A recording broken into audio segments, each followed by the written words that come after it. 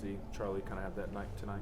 Awesome for me, but I think better for the fans. He's a fan favorite here as much as anyone I've seen, and I like going to a lot of the sporting events. But he's kind of got that vibe. Now, it helps when you play in front of a good crowd. I mean, last night we didn't talk about it much, but that's a pretty good opening day crowd, especially when you open on a Tuesday. And then tonight, I was kind of, wanting them to see Joyce's, Joyce has a brother, obviously, and many of the people stuck around, even though the game kind of went on for a while and the score became, in our favor. But good for all those guys to get out there and get cheered for, but Charlie seems to be the one that gets the loudest, not just from our fans, but our dugout, too. He's that type of kid. Do you think he needed that confidence boost at the plate, or is that just an extra bonus? I think he just needed a new bat. Louisville takes care of us, and he had a certain size bat he wanted, certain modification, and they get him hooked up today, and he mentioned in the cage he likes it, and it's feeling good, and he's fully capable of that. He's as strong as anybody. In the weight room, and part of that is work ethic, and by nature he's strong too. Comes from a family where they take nutrition and work ethic pretty serious, so we inherited that. So when he gets it, he can run it out of here, and he did a couple times I think in the Fall World Series. One of them was a walk-off, and again, our park does play smaller on some days, but if you pay attention, things will even out. I mean, Dickey might have had one taken away by the wind blowing in, and therefore it goes foul. And then Chuck had one that was knocked down, but heck, he hit the second one so strong the wind wasn't a factor. What have you liked about what you've seen from Dreiling and Chapman in their action so far? Yeah, I mean, both are guys that need to play. It helps when you have some room for air. You want to be in the win column, and it helps to have a lead where you can joystick some guys. But they're both guys, if we played our first 10 games, that kind of deserve 4 or 5 starts. I'm just throwing out random numbers, but these are two guys that turned down money to come here, and coming from no money and then also having been in recruiting for a long time, I'll forever be in debt and appreciate kids and families that say no to money up front. And they do it because they're, it's not ready, it's not their time, a lot of circumstances. It's not a pro ball versus college thing, but the fact those guys are here, we're blessed because they very easily have the talent to be in Arizona right now still, even though our team came back here, if that makes sense. So pretty flat swing right there. Dylan put on that one today and smoked it, and it's good for Reese to get the first one out of the way, and a lot of firsts have now been knocked out, and we can move on with business.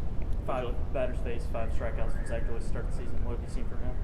He just makes me feel good in the dugout, is what I told Seth Halverson. He was next to me, and certain guys go about it differently, so it's not like guys can't do well out there and not give you that feel good. But yesterday it was Russell, today it was him. Obviously getting results, but the presence itself, pretty dang good stuff coming out too. It's hard to hydrate with this deal going on. So getting his first hit for Tennessee after sitting the first 2 games with the suspension and struggling a little bit. What do you think that will do for his confidence? I think it'll help him settle into being who he is, and you've started to see it with some guys.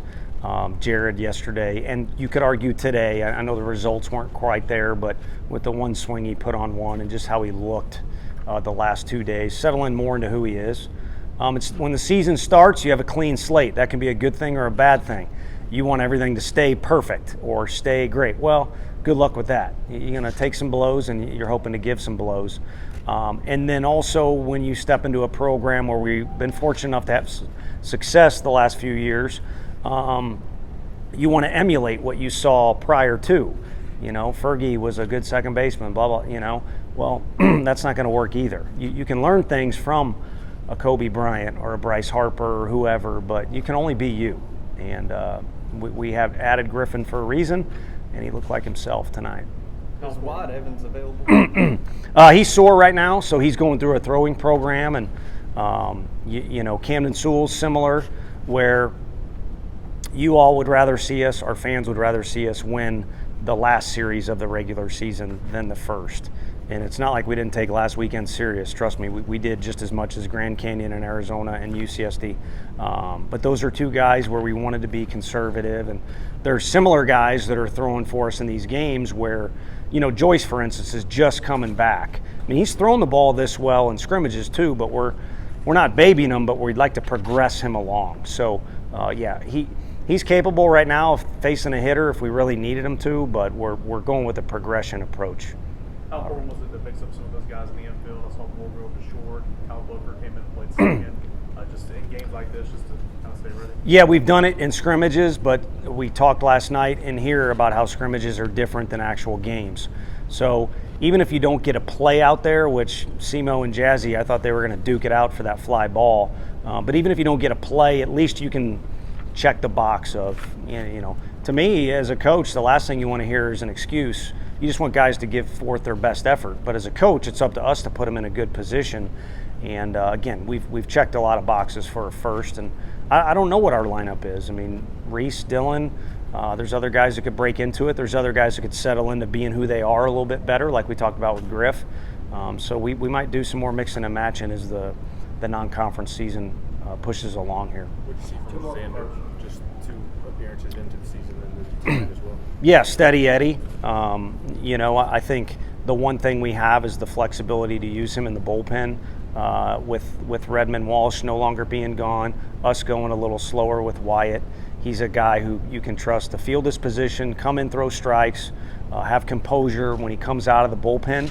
But also he's done a phenomenal job for us starting when we give him the opportunity. And you never know. You go to Hoover, if we qualify for that, if you're fortunate enough to play in the postseason after that, then you may need a 4th, 5th starter, or you may use one of your starters in relief and a guy gets bumped up or something like that. So it's good to now have another guy who you can maybe put in that Swiss Army knife category. What do you know about Dayton? You know, last weekend they played a really well-coached team, new management, if you will, at Western Kentucky, and we have kind of a bond from working with those guys. They, you know, we're at a couple junior colleges, so a well-coached team. They got some talent. So while Dayton took 3 losses, they're probably much more determined than they even were the first weekend, and now they've got some reps under their belt, and they've also played against good competition in Western Kentucky. So, and I've been in that position before. When you're working at a northern school, you don't want excuses, but you do need time outside, and you do need to catch up in repetitions to maybe a Florida or, you know, Florida International or whoever it might be. So they'll be ready to rock and roll.